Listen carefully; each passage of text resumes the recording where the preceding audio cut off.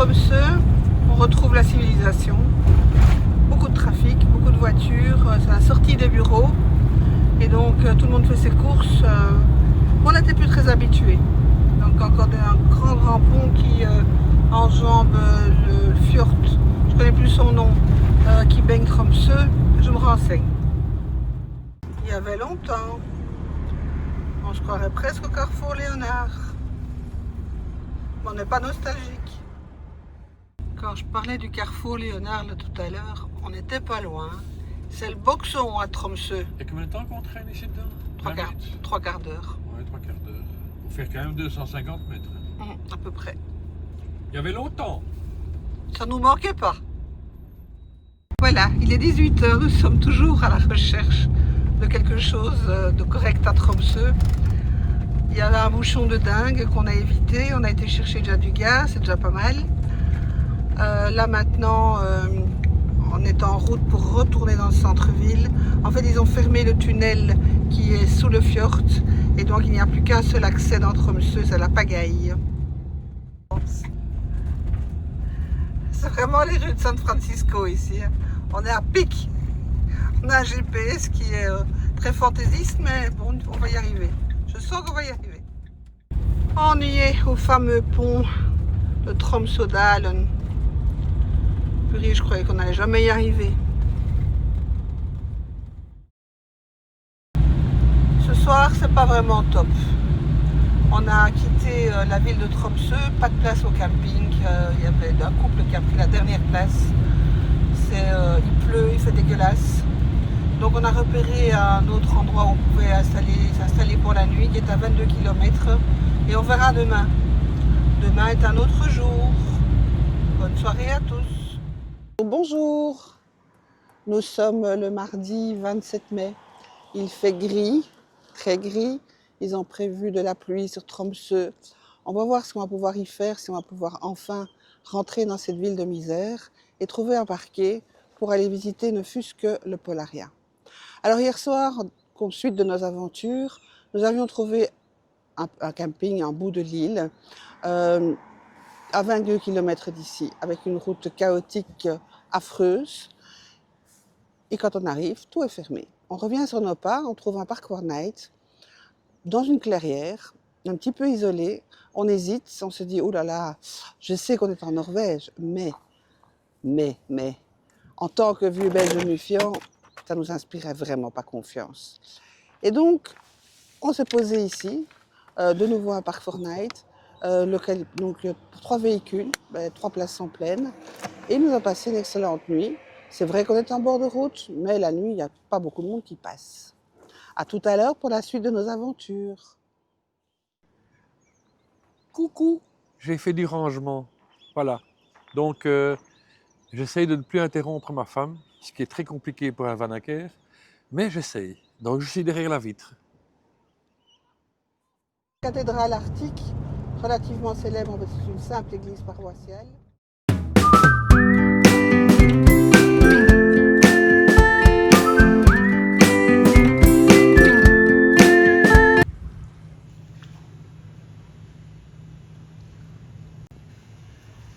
Et Jackie.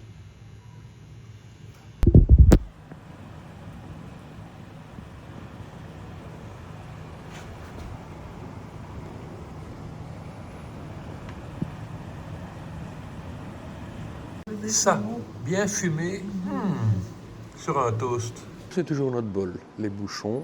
Et puis quand t'es dans le musée, machin, il y a un petit peu de travaux. Mais sinon, tout va bien. Nous entendons encore un petit quart d'heure. Tâche des autres. Oh, j'avais perdu mon dentier, enfin je l'ai retrouvé, je suis content.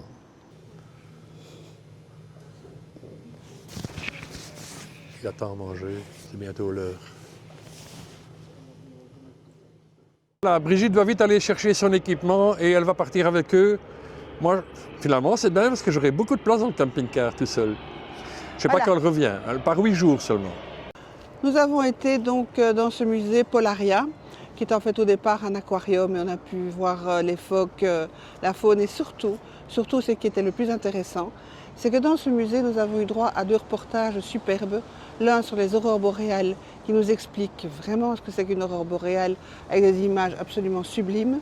Et l'autre qui nous parle aussi des archipels des Svalbard, qui se trouve un peu loin quand même, hein, qui est en fait donc dans l'océan arctique et qui est quasiment inhabité. On a eu des vues à couper le souffle. Le bâtiment du Polaria, en pleine rénovation, ils sont occupés à construire une nouvelle piscine pour les phoques. Alors, un peu dommage, hein, Tromsø d'abord, il fait gris, bon, il pleuvine, il pleut pas. Mais alors, il y a beaucoup de choses qui sont fermées. On aurait voulu faire quand même le funiculaire, mais bon, par un temps pareil, d'abord, c'est pas vraiment conseillé. Et d'autre part, le funiculaire n'ouvre que le 1er juin. Comme ceci d'ailleurs, comme ce chalutier qui a fait l'Arctique et qui est enfermé donc et qu'on peut visiter. Lui aussi, ça n'a ouvert qu'à partir du 1er juin. Voilà, petite vidéo de Tromsø, partant pas très clair, mais bon, on n'a pas mieux à vous offrir, avec la chaîne de montagnes au bout. Tromsø, c'est une ville de 75 000 habitants, axée sur la pêche et très industrialisée, et qui est construite en fait sur 2 rives, autour d'un énorme chenal, où peuvent arriver même les tout gros bateaux. Oui, il pleuvine légèrement, mais je pense qu'on a encore du bol quand même. Ça aurait pu être pire. Et alors, ce que moi j'adore, c'est toujours en arrière-plan, les crêtes des montagnes enneigées. Et ici, ça a l'air de ne pas être que les crêtes. Mais effectivement, on se rapproche du Grand Nord. Cette petite ville donc, universitaire prend des allures de San Francisco. Ici, c'est moins flagrant, mais c'est des rues qui sont fortement en pente. Alors, nous retournons à notre rond-point d'hier, puisque tout tourne autour de ça. Et tout tourne aussi autour de ce fameux pont qui enjambe le fjord, enfin le bras de mer. Et voilà, le fameux tunnel qui était fermé hier.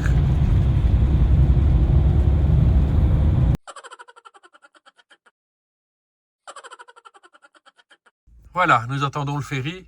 Nous l'avons raté. Ce coup-ci, c'est bien. On l'a raté à 27 minutes près. On fait des gros efforts. La voiture qui est devant nous, donc en fait, 5 km en avant, on était au milieu de la forêt. On s'est dit, un ferry en pleine forêt, ça ne va pas le faire. Et on s'est arrêté pour essayer de trouver dans le GPS où était l'embarcadère. Et comme les routes sont très étroites, je m'étais mis vraiment rangé le plus à droite possible avec les 4 feux clignotants. Parce que sinon, les Norvégiens, ils restent derrière toi en attendant que tu redémarres.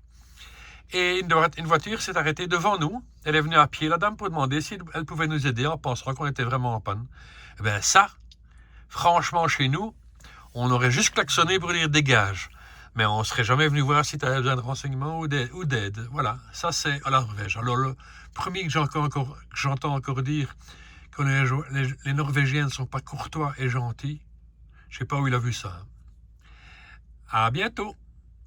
Deuxième ferry de la journée qui va nous amener vers la grande route vers Alta.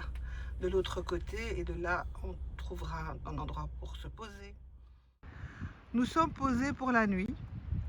Malgré le ciel menaçant, le soleil est toujours là. Ça répond bien au proverbe norvégien. Au-delà des nuages, il y a toujours du soleil. Une bonne soirée à tous. 14 degrés. Hein. Mercredi 28 mai. Il fait beau, enfin. Hier, c'était une journée bof-bof. Là, on se réveille sous le soleil. Le camping se vide petit à petit. Et en fonction de la météo, on a changé nos plans. Il y a 2 jours de beau temps sur le nord-nord de la Norvège. Et donc, au lieu de traîner en route et de visiter Alta, etc., on fera ça au retour et on va foncer vers le maximum du nord de la Norvège et essayer d'être au Cap Nord pour demain.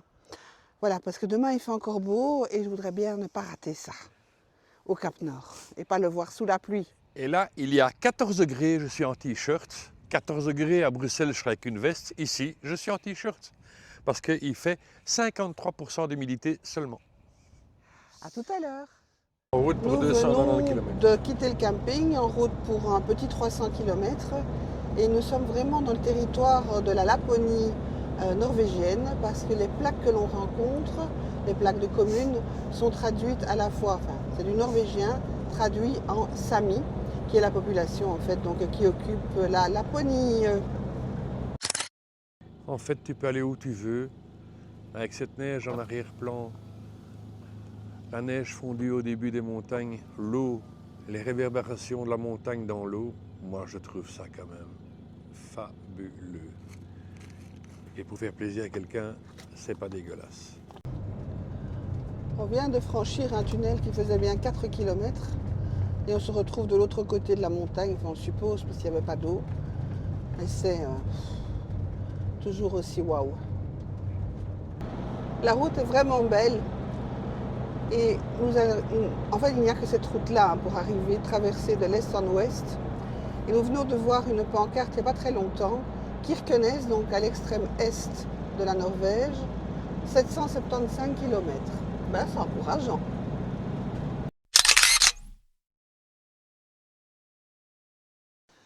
Nous sommes arrêtés au bord de la route, autour d'un fjord. Donc le fjord, c'est quand même de l'eau salée. Et nous sommes au bord d'un fjord gelé. Il fait pourtant délicieux dehors. À mon avis, il ne fait pas très chaud depuis très longtemps ici.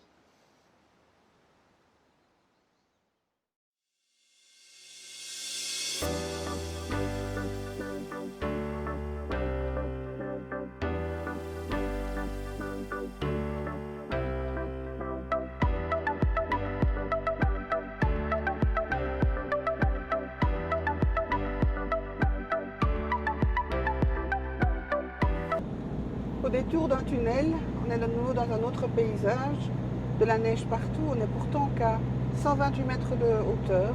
257. Voilà, 257 maintenant. C'est pas très haut, tout est encore enneigé, mais la route est superbe.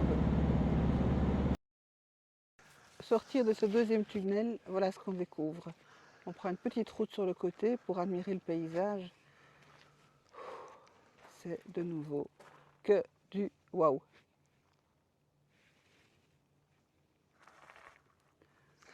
Pas un pet de vent. Au centre de l'îlot, on aperçoit un petit lac gelé. L'îlot. L'île.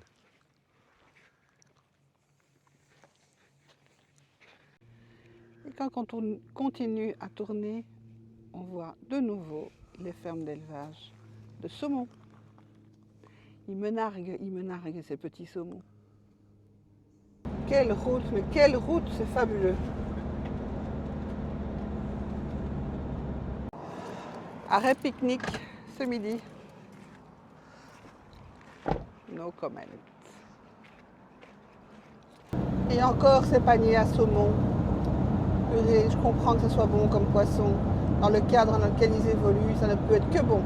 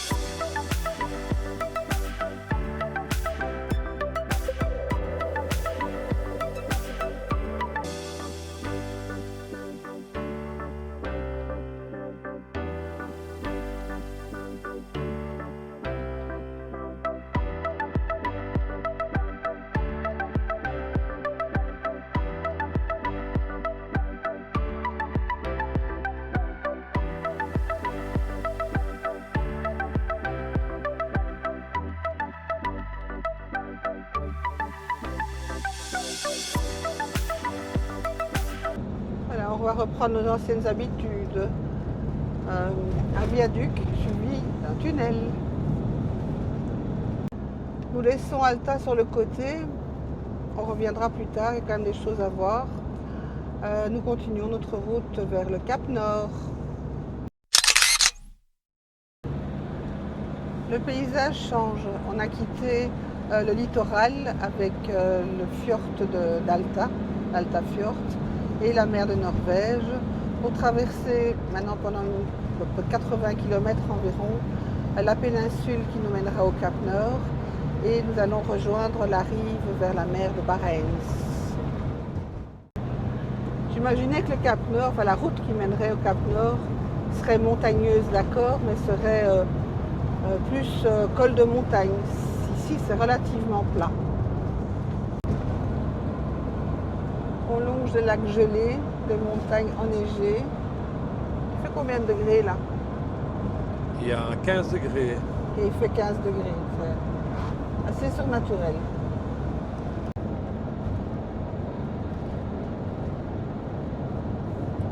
Paysage relativement plat, malgré l'enneigement.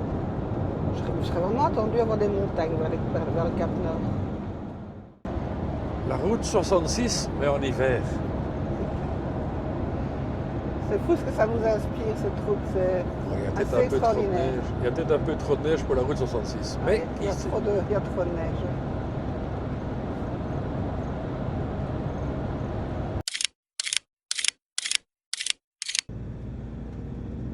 Je ralentis parce que j'ai toujours peur qu'il traverse. Il y en a à droite aussi là. Il y a les grands. Oui.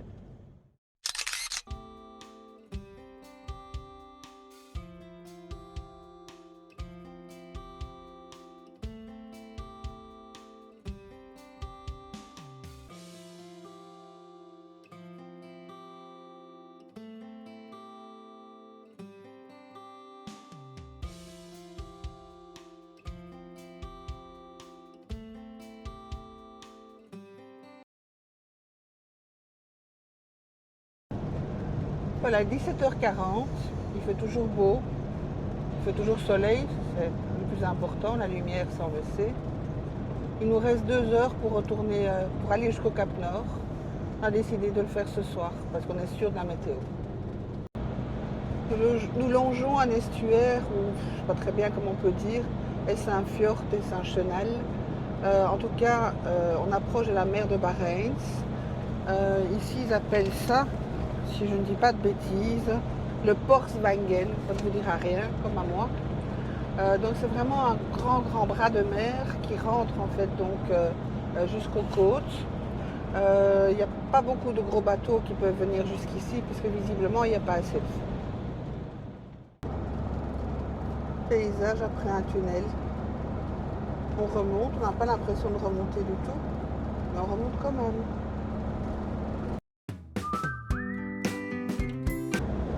Encore un autre paysage. Cette route E69 va nous conduire au village de Onyxvar, ou Onyxvor, puisqu'il y a un petit rond au-dessus du A. Et c'est là vraiment que va commencer la réelle route vers le Cap Nord.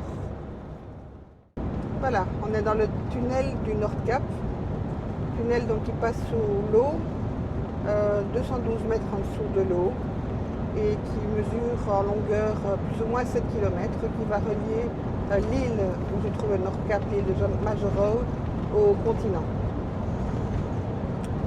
C'est assez extraordinaire comme réalisation. Et après le tunnel, le viaduc. Les paysages ont de nouveau changé.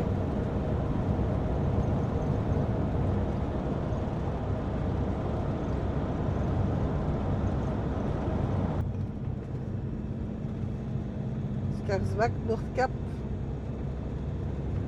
On est sur la bonne route. Là. Il nous reste 30 km et c'est la route du Cap Nord.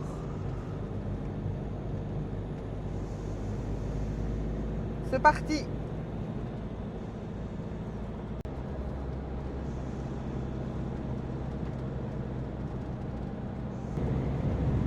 On n'est qu'à 230 mètres. Hein. 230 mètres d'altitude. 36. On vient de faire une côtelette à 9%. Ça monte bien, ça grimpe. 243. 243 mètres d'altitude. 249. Mais ça, on s'en fiche. Il y a 12 degrés. Qui dit mieux? De nouveau, ces paysages lunaires. Alors, très particulier, ça change tout le temps. Où est-ce que cette route va nous mener? Il nous reste 8 km pour arriver au Nord Cap. C'est impressionnant. Oui. Je pense que ça se précise tout doucement. Est-ce que ça serait ça là-bas? Ça y Et est, voilà, on y est. on y est. On a encore un petit peu de kilomètres pour aller vraiment au plus haut de la Norvège. Et puis on va entamer la descente, mais Oh, c'est elle va après, être différente que ce qu'on avait prévu. Parce que on revient par la Norvège. Absolument, on adore ce pays. Voilà, on a changé d'avis.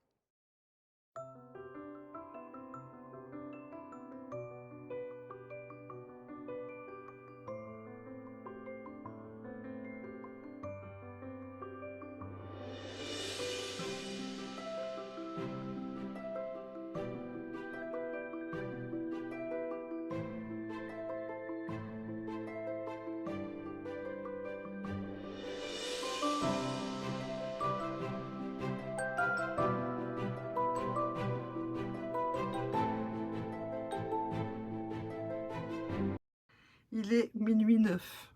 Il est temps d'aller dormir. Comme vous voyez, les volets sont pas encore fermés, ça va être difficile. À demain!